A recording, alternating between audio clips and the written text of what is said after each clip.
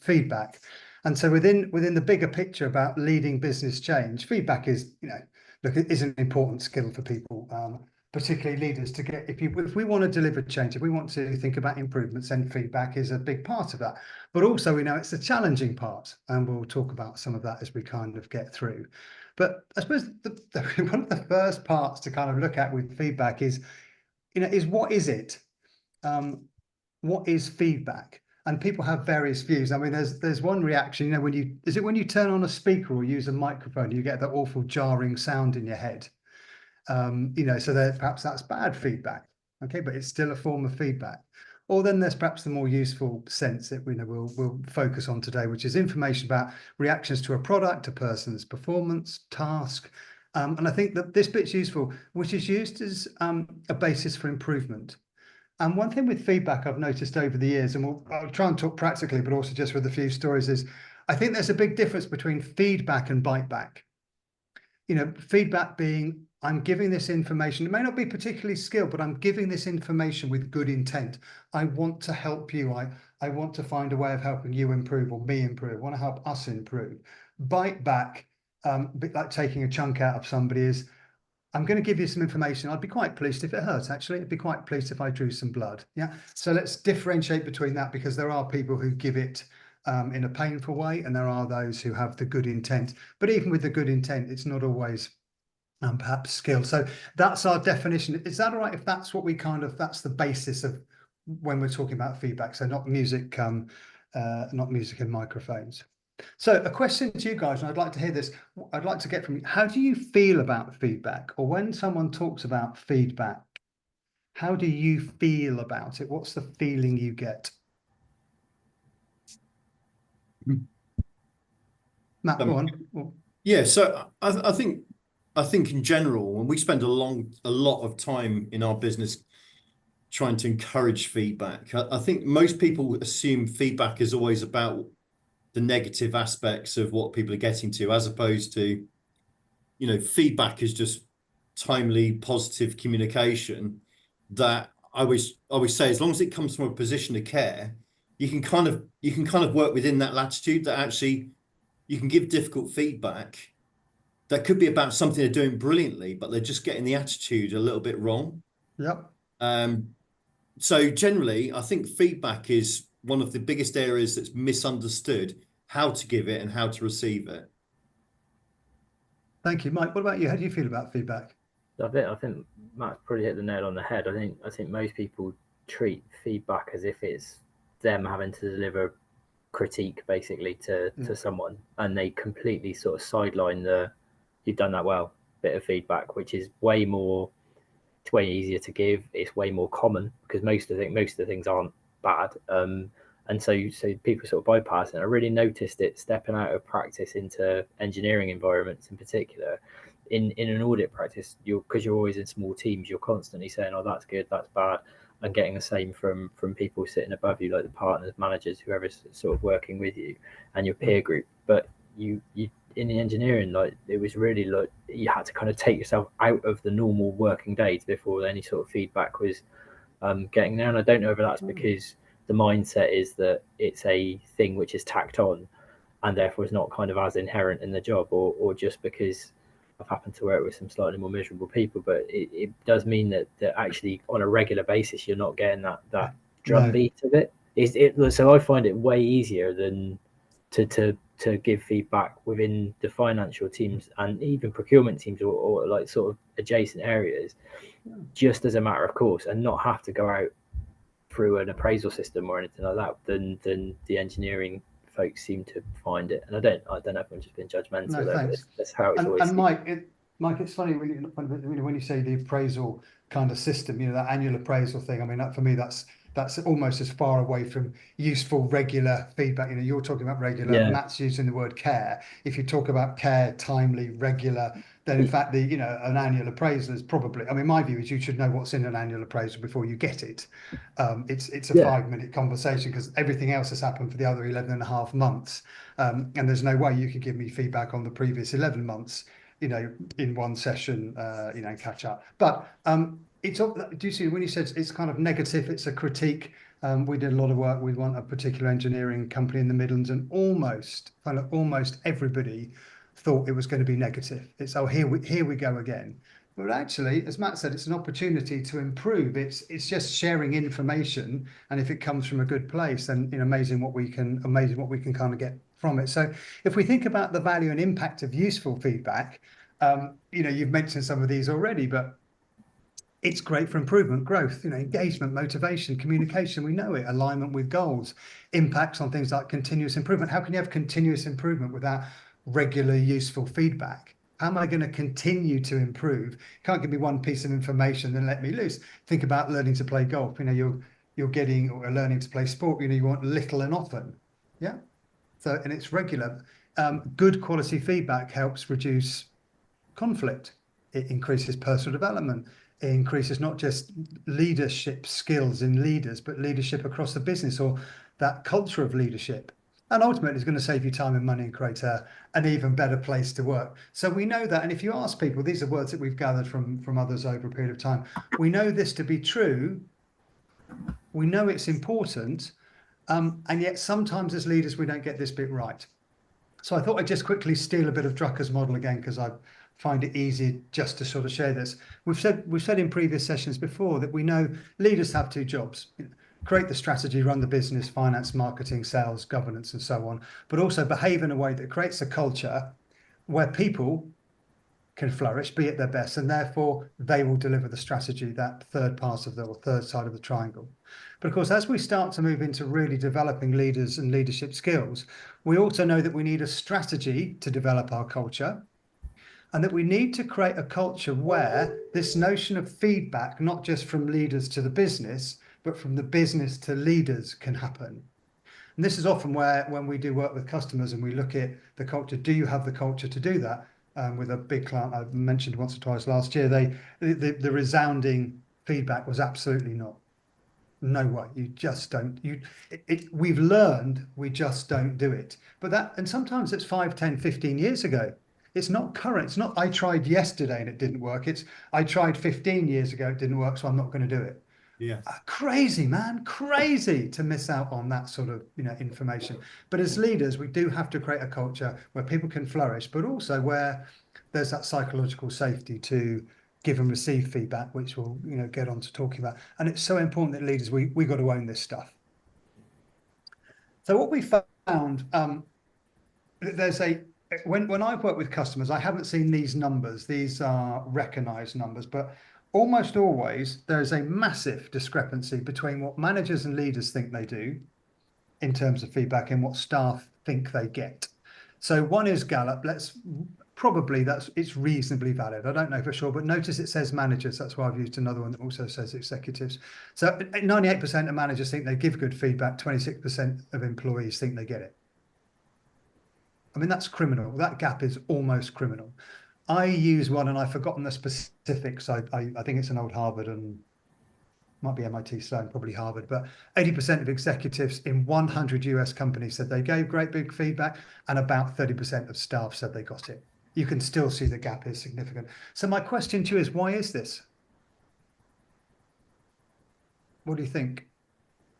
Mark, for you, what's the gap? Well, you could ask them about any of these things, whether it's feedback or how are we doing. There's always going to be a perception gap between what the managers who think they're doing against what the people that they're managing think they're doing. How do we close that? I don't know. No one's born able to give great feedback on themselves. It's sort of easier to learn how to give poor feedback than it is to learn how to give great feedback. So people need to be a bit more honest with themselves, and it comes maybe in a 360-degree way. I'm sure if you flipped it around, you'd get the same result.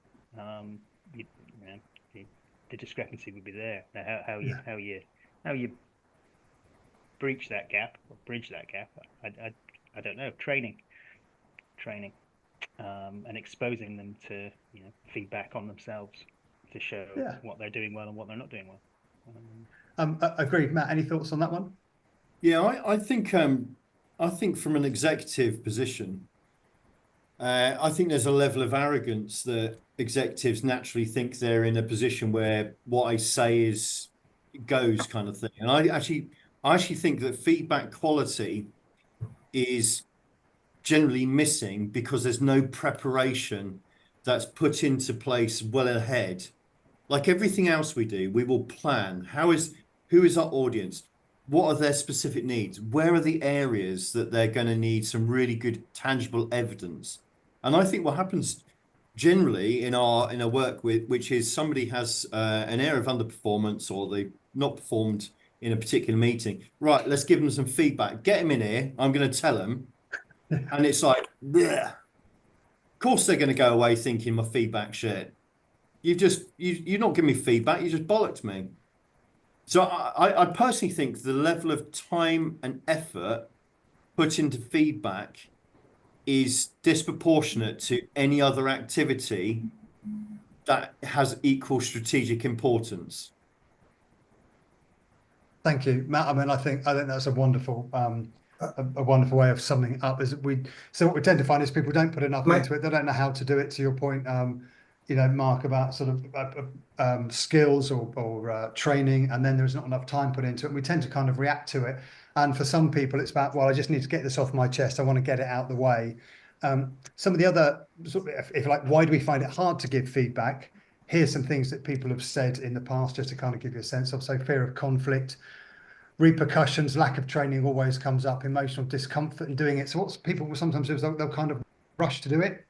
I'm a bit uncomfortable about it. I'm not particularly good at it, so I'll rush to do it, and I'll move into this telling mode rather than turning it into a coaching conversation or a useful discussion and including the other person. We just blurt it out. Time and effort is a big one. Time as in, I don't put enough time into it. I don't put enough effort into preparing for it. But also I think people tell us they think it's going to take too long and be too difficult to give feedback. So they may not do it, or they just give it in a blunt, not particularly useful way. You've got past experiences, beliefs, mindset. Personal biases, you know, if you like somebody, it's probably easier to give quality feedback. If you respect them, it might be easier to kind of receive feedback. So there's all these emotional things going on, but we can take care of many of them with prep, training, and I got a little thing from a client a bit later on to show you. But I'd say if we invest in it, which I think is what Matt's angling towards. So, and our mindset, you know, what is our mindset when we receive it? Because somebody comes and say, you know, I'm going to give you some feedback, but if you're not in the space to hear it, perhaps you're busy, something's gone wrong, I don't know. It's not possible to hear it. So it's got to be the timeliness of, you know, Matt, can I give you some feedback? Hey, listen, I'm really busy. Can we do it this afternoon? Can we do it tomorrow morning? Of course, because then he's up for listening. But there's a couple of other tricks to help us too. I think if we're going to lead business change with feedback, big one for me is leaders, you've got to ask for it. Leaders, we have to start by asking for it. That sets the tone. If we ask for feedback. So they'll talk about yes. Yeah, I'm sorry to interrupt you, guys. Yeah, I want to say hello to everybody. Yeah, Hi, Val. I'm the first time, like, you know, and yeah, I'm really thrilled, yeah, to be, you know, between you and have these things. Yeah, but you know, in relation to this subject matter, don't you think, like, in my opinion, like in my idea is, like, you know, it is. Basically, why this is happening, like this big gap is happening, isn't because you know, the organizational structure of the companies are different. So when you have, like, you know, a vertical structure, it will always be, the gap will always be huge. And when you have it, like, you know, more horizontal, for example, like in Zara or something, when everybody is working and then giving, it doesn't matter you are managerial staff or you are executive or something, is not, like, you know, this kind of, like, is not, the hierarchy is not, like, very evident. Is not like, you know, I'm the boss and you are, like, I'll tell you what to do or whatever. But it's just like everybody's in the same position, you know, to brainstorm, to do things and to work together. And then therefore it's much easier to communicate, to receive the messages or to receive the feedback, when you like, your manager is just like nearby, and then he's just like looking to, all the stuff like you doing and everything. He's just like involved, rather than like he's just like checking once a week, yeah, after like, okay, I'm checking this work, yeah, and then, it's just kind of like separated from the executives. So don't you think it's just like the organizational structure is really vital and important in like closing this gap? So is that a question for Matt? Did I hear, Val? Did you want Matt to respond? I've yeah. got a thought on it. Yeah. I mean, please. it's really interesting. And, as you're speaking now, I think about some of the startups and some of the organizations where we've been entrepreneurially led. We are all vested. We're all trying to drive the business forward for a quick exit or a financially positive exit. And I think about that in my day-to-day as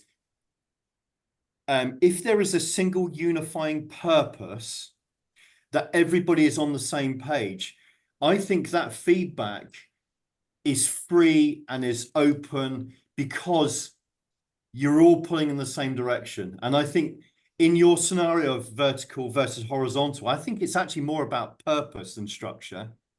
But traditionally, as an organization matures, obviously there's more structures, or there's more of a reversion to a traditional organization structure. I think people have vested interest about themselves, and that's where those barriers come up, and that's where the trust breaks down. And I think that's where the feedback benefit is missing, because nobody wants to be told they're shit at a part of their job if they're trying to hold on to it. If they, I've earned my right to be at this level and I tell and you do.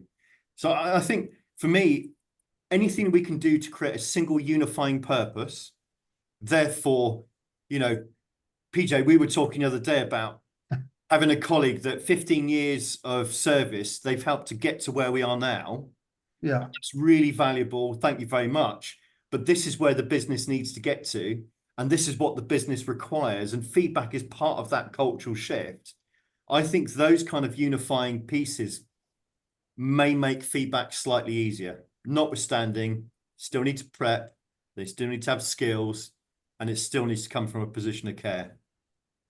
I think that bit, of course, I think that bit about, the having a purpose to align with and to support, with values, purpose, mission, vision, but and that, when we often see, senior people who have done exceptionally well over the years to get the business where it is now, it might be different. I mean, if you think of even with unions in business, for example, with REL, unions, why they were important in the 70s, 80s, 90s, it's very different in 2010, 2020. It's very different. So what's the role? So whether it's small organizations within organizations, whether it's leaders, there was a value at some point, and that value can change, or the requirement from the business, from that person or from that team can change over the years. So the feedback, I think, is really important and made, to your point, much easier if it's against a purpose, in service of, is perhaps a phrase I like to use. Val, are you okay with that? Are we able to move on, or one point from you before we go? Yeah, thank you. Yeah. Thank you, great. And so, but leaders really asking for feedback. So I've noticed this, if you ask for it in business, if you start it, and by the way, just because you ask for it doesn't mean you'll get it. I hear plenty of people say, well, I always ask for feedback, but we don't get any, but I always ask for it or always suggest it. And you think, yes, when I've met your people, you do, but they don't believe you mean it. So there's more to come, don't worry, but start asking for it and really take it seriously if somebody offers it up. So there's one tip. Another tip, plus EBI, it's quite an interesting, I think, Mike, when you mentioned earlier about the, kind of giving feedback, plus EBI is quite useful. Plus EBI just means give 2 bits of feedback in a conversation.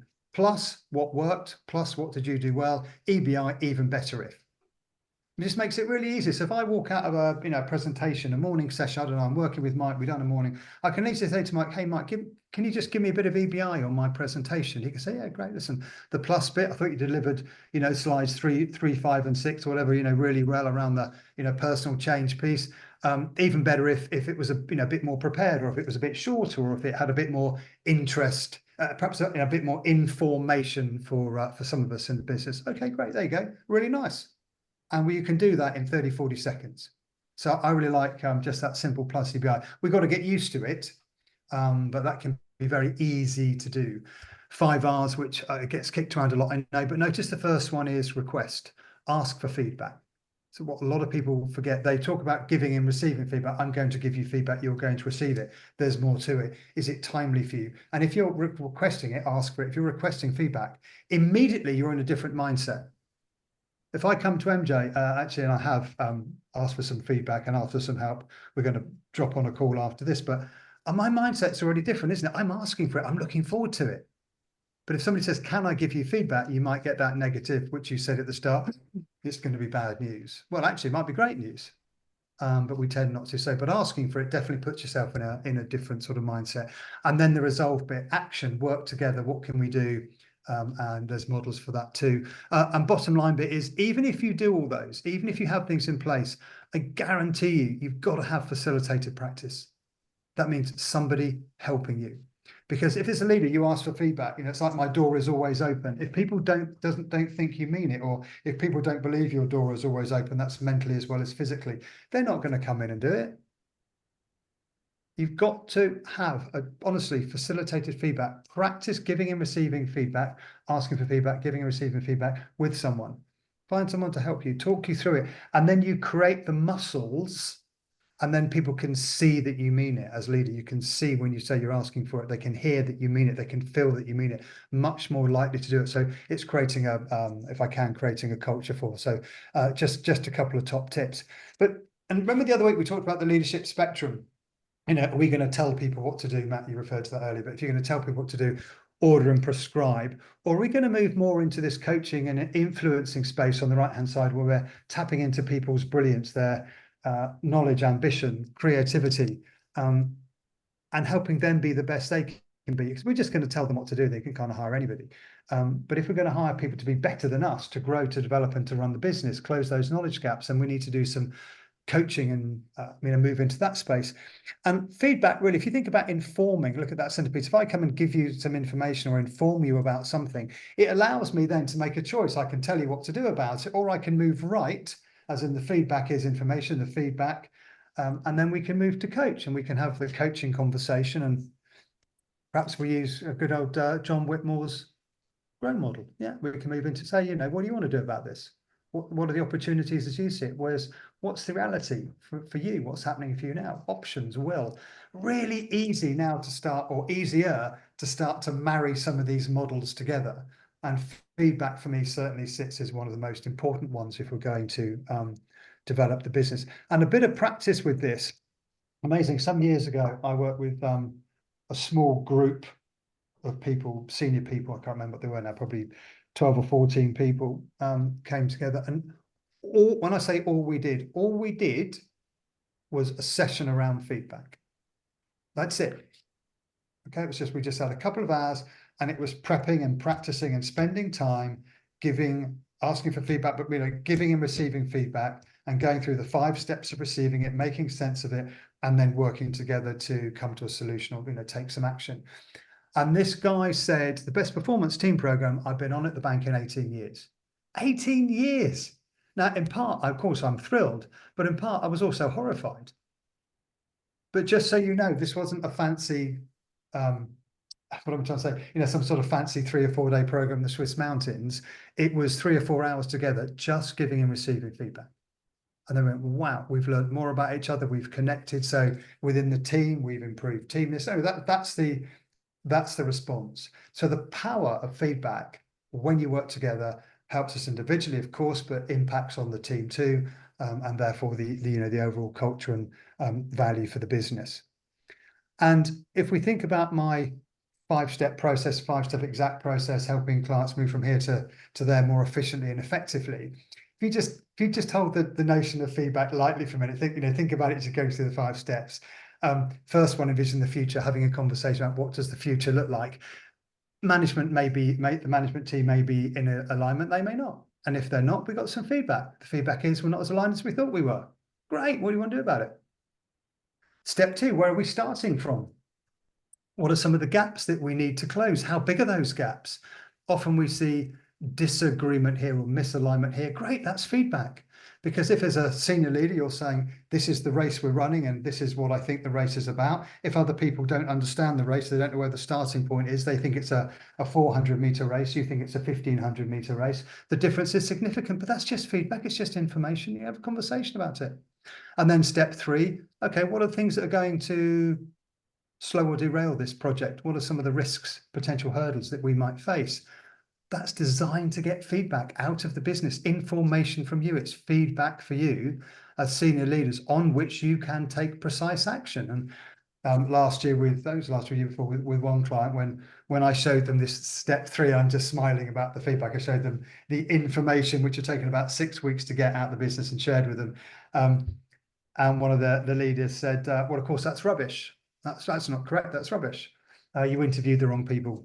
And I said, well, you don't know who I interviewed. And he said, no, that's true. And I said, well, some of them could have been in the room. And he said, yes, that's true too. But the bit he didn't like was management are somewhat immature and reactionary. And he'd almost just lived both those things.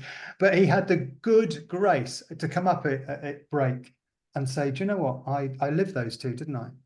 Perhaps I'm not the leader I thought I was. Perhaps we're not the leadership team we thought we were. Okay, well, that's a big conversation to have, but that's amazing. So what I'm saying is feedback is everywhere, isn't it? Yeah, but we need it in a structured, useful way. And I like information to help, or informative feedback to help have better quality conversations. Yeah. So there you go on feedback. Now, what I'd love some thoughts and questions. And we've got just a few of us. So what do we think? Thoughts, ideas, questions on feedback? Ties Mike? very nicely to what I appreciate. Not everybody was on the call last week, where we were talking about the safety aspect of being able to safely challenge, because the feedback is, people will perceive that as a challenge either to their authority or to the decisions that they have been making, and moving the businesses that we all work in or have worked in to a way of working whereby you can feel free to challenge as part of the feedback is what I would like to aspire to. I've not always achieved that, to be fair. Sometimes you have, like Matt said, you've got to revert back to telling if things aren't working. I try not to do that. But yeah, this ties nicely to what we discussed last week. The psychological aspect and the safety aspect of being able to challenge and provide feedback, and for them to see it as a challenge but not see it in a bad way as a challenge. And it's one, because of sometimes our past experiences, that psychological safety piece or the safety piece is very often the reason people say they don't give or receive it. And if you go and do some diagnostics in business, it'll often come up. You're right. And one of the sessions coming up, if it was next week or the week after, we'll start looking at psychological safety and the all build. I'm glad that came up last week. Thanks, Matt. For you, I'd love to hear your thoughts on some of this. Oh, do you know, we're just going through a process of 360 reviews. So I'm sort of living in the fallout of giving and receiving feedback. And I think it's a really interesting indicator that I'm yet to see built into many boards in terms of how mature is the organization in terms of giving and receiving feedback. And I think it's actually one of those quite interesting litmuses in terms of an organization's health, its maturity, and it's not really invested, because, to be honest, let's it takes a lot of time to give feedback. Generally, the response from feedback is months of effort to rebuild people if it's difficult feedback. And in the whole time, you're sort of worrying about the 3 or 4% of poor performance rather than looking at the 97% of great performance. So, we've kind of got this unhealthy relationship with feedback, and it's difficult. So generally, again, I sound like I work in a disaster of an organization. I don't know. I see this. Don't know. Yeah. I see this across the board in all of the organizations, from PLCs to charitable trusts. And I'm hoping I've got a Dutch colleague on here. I think on the continent, and Dutch I've worked with for years, are so much freer with solid feedback that's open and untainted. And I think our culture is that we take a difficult topic, we dress it up in terms of we're going to give you this kind of vanilla, watered down, bullshitty kind of bit of feedback. And the employee at the end of it's like, I think that was okay. Instead of actually giving the feedback from care that's really clear in terms of what the expectations are. So I think it touches on many, many things. I wish I'd stolen. I'm going to steal for future, having a healthy relationship with feedback. I think that's great. What do you think, Val? Yeah, I think, Matt, just like, just read my mind and all of this, like about like exactly word to word, because, and what I was like, going to say, what's challengeable here in relations between, again, coming feedbacks and everything is what I found, maybe I'm wrong, I don't know. What I found like very guilty of it is the culture that is now trying to be implemented like forcibly, all of this culture of diversity, intrusion, like all of this stuff, which is like positive when you have different culture, but it is like no one cares about like how much you have to implement it, how care you should like take this like intro or diversity things, because the different cultures, it's I don't know, it's like different planets.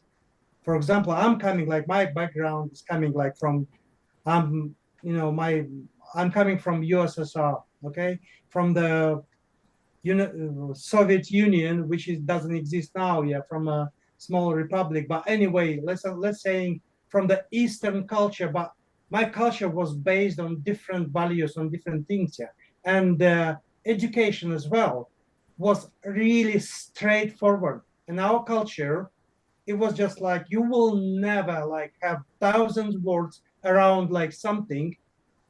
You'll have exactly what you do. Like if you feedback, it could be like very harsh or something, but you have this environment when you get it straight to the point. If you make something wrong, you say like, okay, this point is wrong. That's it. You have to like work on it and then forget about like anything else.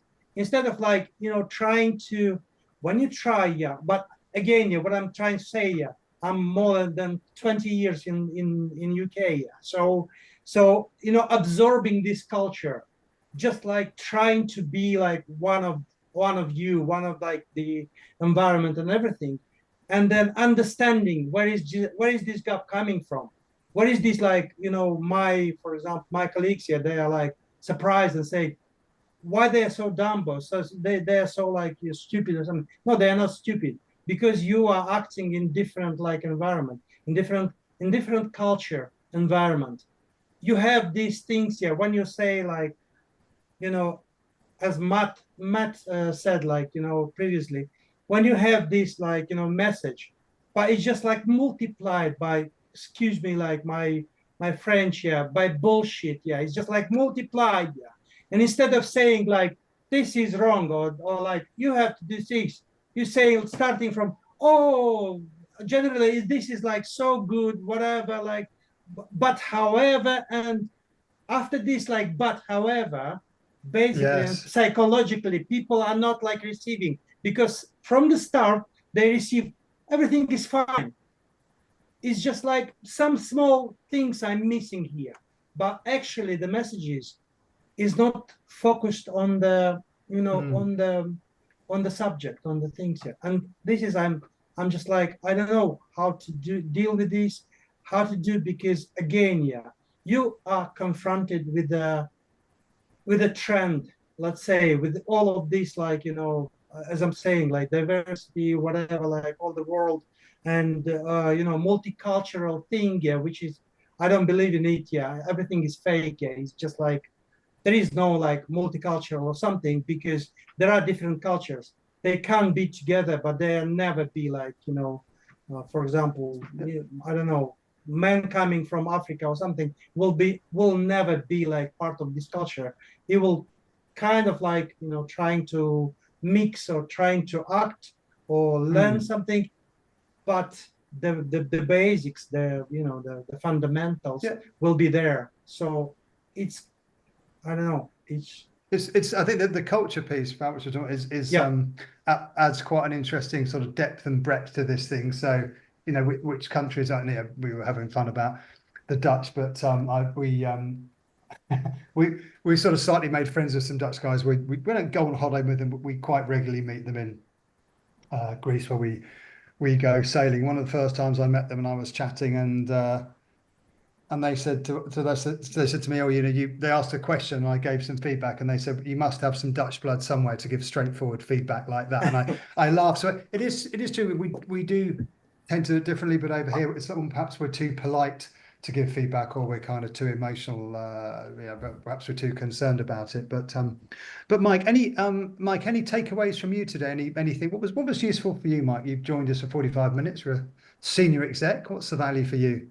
I've probably said this before on one of your previous calls. It's always nice to see someone suffering similar problems to you. Like, in as much as, like, I mean, Matt said, like, I've seen it through different types of organisations, through charities, and all those sorts of things, and it's the same where we are at the moment, and even down to the challenge of trying to overlay something like a grow model or something like instilling that feedback culture for getting an international cultural element, but into a culture which has never had it, and you've got like a large degree of like long standing tenured staff who have gravitated by definition to a place where that stuff doesn't happen, and then trying to take them and do something better or slightly different.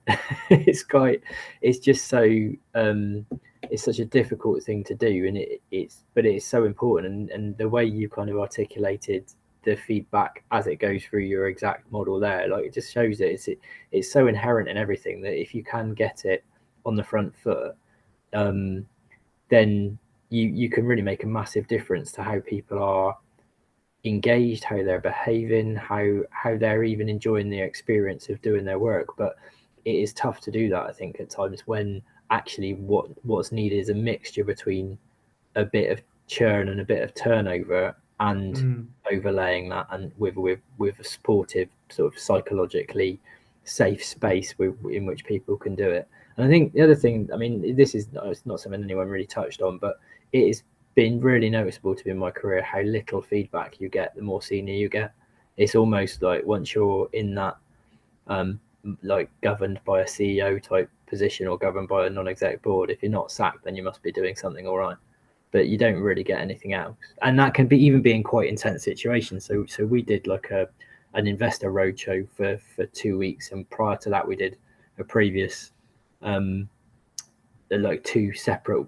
So that was a fortnight, and then there was 2 separate weeks, and I barely got any feedback on that. And we must have presented 70-80 meetings to different investors and all that sort of thing. And the best we got was, yeah, that was all right.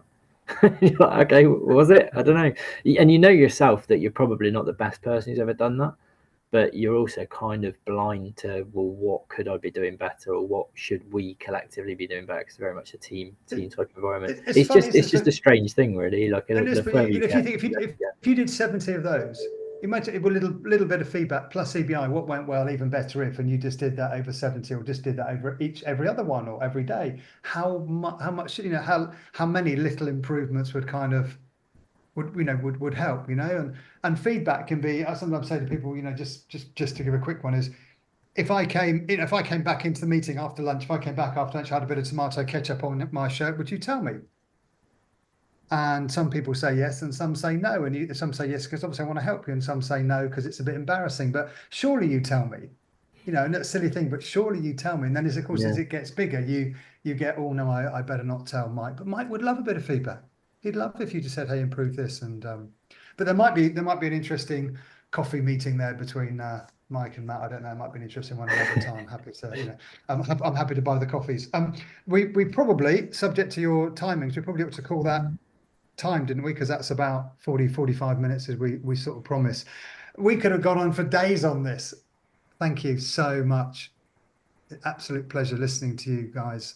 So next time is culture, and I'm probably going to do that hand in hand with a friend of mine, I think, who's utterly brilliant. If I can get her, she's in Switzerland, but if I can get her on the call, we might do a little bit together. She has an international view of developing kind of culture, so that might be useful. Any last words before I go? And Mark, is it possible to stay on and have a chat? Yes, by all means, of course. Great. Of course. Anything from anybody before we go? I shall say thank you. Thanks for joining the Leadership Lab at lunchtime on a Wednesday. If you have any questions, message me. If you need anything, ask. I'd be delighted to try and help.